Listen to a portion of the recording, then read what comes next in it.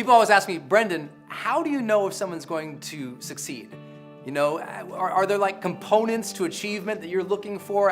How do you know if one of your clients or those that you lead or even yourself, if you're going to do a good job, if there's real achievement going to happen and you know if someone's going to get progress towards something? I mean, what are the building blocks of achievement? Well, I don't think I'm the first person to take a shot at this. I think over a period of time, this is the entire self-help, personal development, professional development, continuing education market is all about that simple question. What can we do to have more success and achievement in our lives? And I've learned from so many of the greats out there. I'm a product of this industry more than anything else. You know, I'm one of its worst students, but I try really hard, right? So it's like, what is it? What's it take to succeed? Well, I'm not the first person to say it, but you know, the number one first thing we have to achieve anything is desire.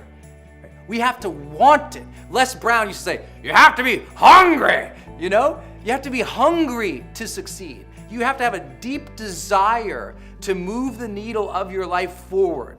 You have to have a desire for a dream, for a mission, for a cause, for something that you believe in that is pulling you forward because you care about it so much. And a lot of people say, well, Brenda, I don't care about anything. I'm like, oh, is there a worse place to be in life when you just have desire for nothing? I mean, isn't that ultimately where we fall into suffering or depression or loneliness, or we fall into the negative lights of the world, those darker shades of experience of life. And it's not by accident. We all feel like, so people who say I have no desire, Brendan, as if they're a victim. Can you believe it? It's like they act like it's the fault of the world. Well, nobody gave me any desire for anything. No, you know, look, maturity and enlightenment in life demands we decide, who do we want to be in life? What is it we want our life to stand for? What is it we desire to go after? And some people say, well, I just don't know, Brendan. You know, and they say, well, I don't have any vision for my life, Brendan, so I don't have that desire. Well, yeah, well, guess what? You're never going to have any vision for your life unless you go see something. Right? If you've never seen the world, it's hard to have a vision for yourself. You have to get outside of your house, get away from the damn computer, right? Go into the world and say, what's this about? What are people that are doing? To have vision for yourself, sometimes you have to experience a bunch of different things to know what you really care for, to sample different things to say, oh, this is what I like.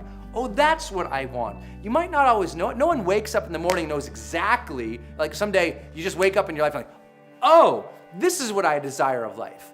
Desire is built on experience. Desire is built on exposure to things. So go explore the world, read books, ask people what they do, see what's out there. But we have to have desire. We have to be hungry for achievement and success, not just to have achievement and success, not just for the ends of that experience of money, wealth, status, fame, power, satisfaction, pride. Those things will come, but we have to have the desire for that journey to grow into the type of person who would deserve such a lofty goal, to grow into the persons who would deserve the experience of those things, to really desire that journey, right? I desire the struggle and the challenge and the hardship of life that's going to make me a better person. I don't shy away from the stormy seas and sit at a harbor watching life go by and think, oh boy, you know, hopefully someday I can. No, it's like set sail, man.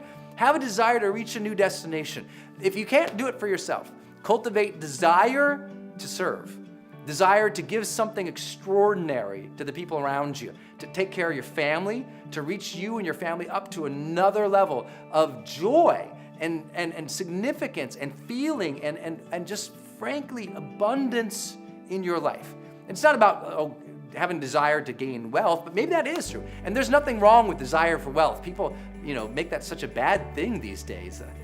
Desire for wealth does not necessarily mean greed. They're two different things. Desire for wealth. I desire the wealth of health. I desire the wealth of meaningful relationships. I desire all the riches of those softer sides of life. Love, compassion, kindness, connection, contribution, consciousness. I desire those things. And once you have desire for something, you will work for it, right?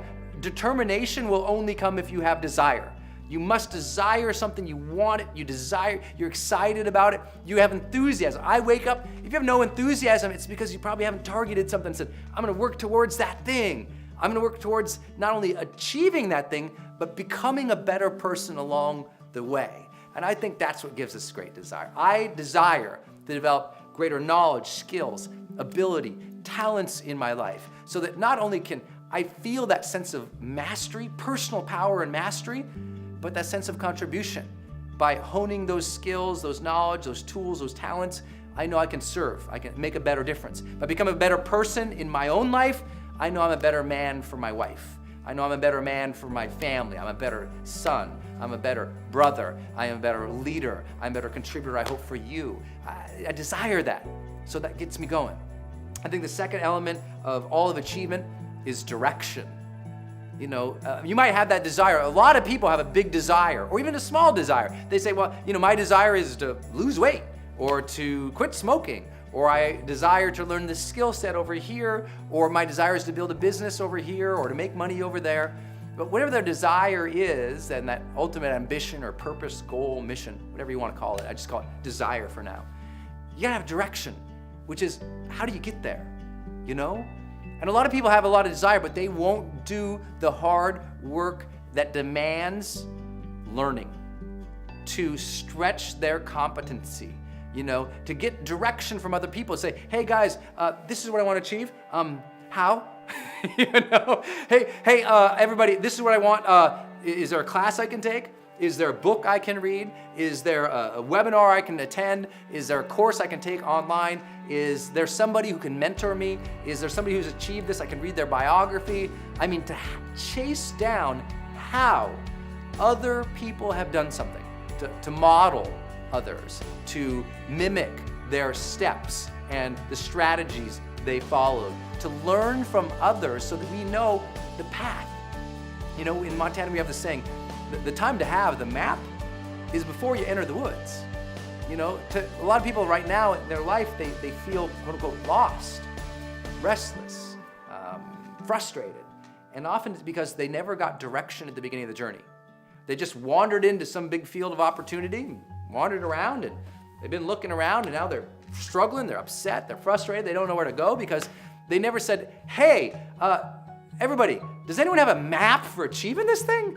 They just do what our culture, at least here in North America, often celebrates, which is they had an idea, they had a desire, and they did what? They just, you know, threw stuff at the fan to see if it stuck, as they say, right? They just tried without any knowledge, information, or wisdom gathering. You know, if you have a desire, go out and interview people on how to have that, to achieve that, to accomplish that. Ask lots of questions.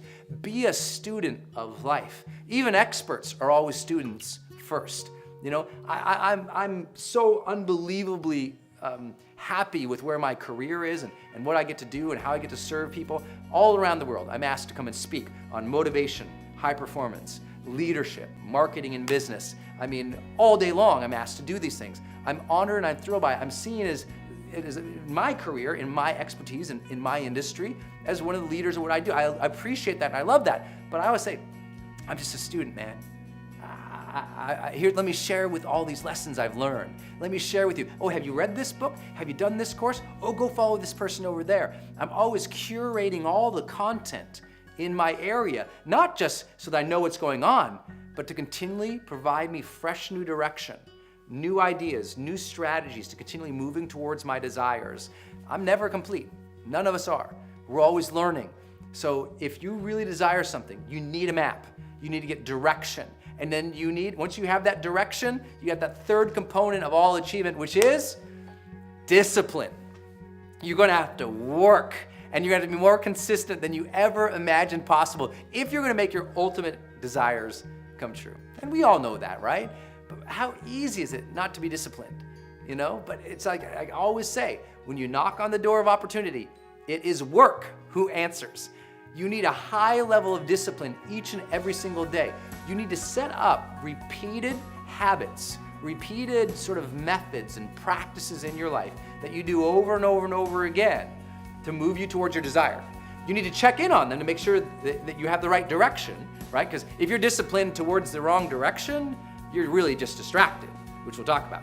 But we need to make sure that you have a real set of disciplines. People who want to get fit, they have to be disciplined to work out every day or every other day. It's vital for them. It's a real discipline. If you want to master any area of your life, you need to work it consistently. If you're just doing it once in a while, not only do you risk becoming just a dabbler in life, but you absolutely ensure your inability to accomplish mastery and long-term growth and success and achievement in your life. Discipline is required. You don't see any high-level achieving person in any area who doesn't have an extraordinary amount of self-discipline. They are absolutely committed to their habits and practices that positively support them on their path to desires. So sit down tonight, pen and paper. Remember pens? Remember paper? Yeah? So sit down with those and say, okay, what discipline could I set up in my life that I'm gonna do consistently? Every day, I'm gonna study these things. Every day, I'm gonna try these things. Every day, I'm gonna ask these types of questions. Every day, I'm gonna try to be this type of person. Every day, I'm gonna go to the gym. Every day, I'm going to do whatever it is for you. You set it up as a discipline, and you try to meet that every single day. That's where a lot of achievement comes from. A lot of achievement looks easy, and they say, well, they're so lucky. A lot of people watch my videos and send it in all day long. Brendan, you're so good on video. You've gotten so good at this. And I'm like, well, thanks. I'm still working at it. I'm still a student. I'm still trying. But what they don't see is I've tried this so many times. I've done so many videos. I don't have to think. These are unscripted. I don't have a script. I'm not reading a teleprompter. This is literally me sitting in a high chair talking to you. I have a topic in my mind and I just go. I'm able to do that now because I've trained myself with discipline to be able to speak extemporaneously. I started in college when the first time I ever spoke in front of people, I threw up. I was so nervous, literally. On the way over there, I threw up. I was terrified to talk, terrified. But I thought, if I'm gonna make a difference in the world, I'm going to have to learn to become a master communicator. I'm gonna have to be dedicated towards that. So I disciplined myself. It's not easy for me to come into the studio now. I run, huge brands online. I've got multi-million-dollar courses and books and programs and speeches and webinars. My business, it demands a lot. It's not easy for me to do these videos anymore, but I love them. And I've disciplined myself. I said, nope, we're gonna do videos. And I clear the schedule, I come in. I can do this now because I've trained myself. I've disciplined to do so many videos. My first, many of you will say this video sucks too, but that's okay. Some of you will tell me, I keep getting those hashtag douchebags, but I get a lot of those. But it's the discipline of doing this and making it fun along the way. Discipline is not a negative thing. It's a joyful habit of pursuing your dreams. That's the way I look at discipline. It's just a joyful habit of constantly pursuing my dreams. And that's why I've gotten good at the things that I care about and I desire of life. Same things in your personal life. I have discipline to get present for the people who are around me. I discipline, as soon as I see someone's eyes, I remind myself, be present, Brendan. It's a constant challenge and discipline for me to remind myself to be present, to be engaged, to be connected, to be interested in other people, to learn from them, to respect them, to love them. It's a discipline. It makes you a good human being to have good discipline, even in that realm of human relationships. And you have to have those. The last piece, and it does require a lot of discipline too, the last component I would say that are critical to be able to predict if you will succeed, if other people will succeed. It's so simple. It is absolutely powerful that you must have distraction radar. You must be fantastic about managing distraction because everything's gonna get in your way, but you got this desire, everything will conspire often to get in your way. Other people will give you their agenda and their emergencies and their needs. The world will throw up this emergency, this challenge, this problem. The world will toss in front of you 50 new blue links, 300 new emails, 1,000 new posts to read. There's so much that you could be consumed by. Your job is to have that desire. Your job is to have direction of how to get there. Your job is to have discipline in working towards it, and so much of commitment today means minimizing and removing distraction. Get rid of it. You don't need to watch all those television shows. You really don't. Miss just 2 or 3 or 4 of them. You're not gonna wake up one day and go, you're not gonna freak out. It's not gonna be a horrible withdrawal. Stop watching so much television if you do. But most of us are distracted 3, 4, 5 hours a day, really. I mean, the average American watches 4 hours of television a day. 4 hours of television a day over the course of the average adult American life span, that's somewhere around 13 years of their life, 24/7 in front of a television. You think about that. They lost over a decade of their life. I mean, at an average salary, they've lost near $1 million of potential earning power.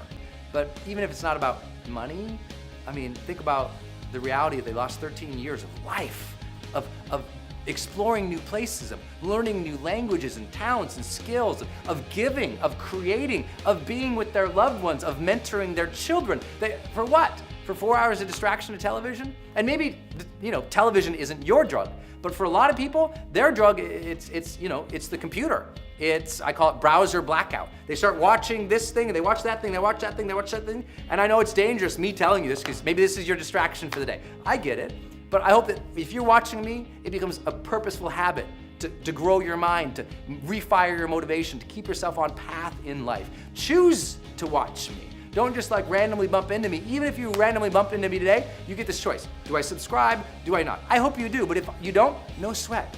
I want you to stay disciplined on your path of learning. And I want not to be a distraction, but to be somebody who's empowering people with better direction, to refire their desire, to re-aim who they are and what they're about. So you have to choose. You have to consume the right things that are going to support you on your path to success. If you'll do that, untold, you get a decade of your life back. A decade. Just removing 4 hours of distraction. How do you do that? You wake up in the morning and say, what do I desire? Today, what is my direction? What am I going to do? Today, how am I going to be disciplined? Today, what distractions can I remove from my life? And that's when you start feeling like you're getting progress in life, That's when you start feeling like, wow, I'm knocking off these steps to get towards my ideal. That's when you start to feel like you're really moving forward in life. Life becomes more energized and engaged. You're more enthusiastic for tomorrow because you control your destiny. You know what you're after. And internally, you feel such a magnificent spark and fire each and every single day. That's how we experience the charged life.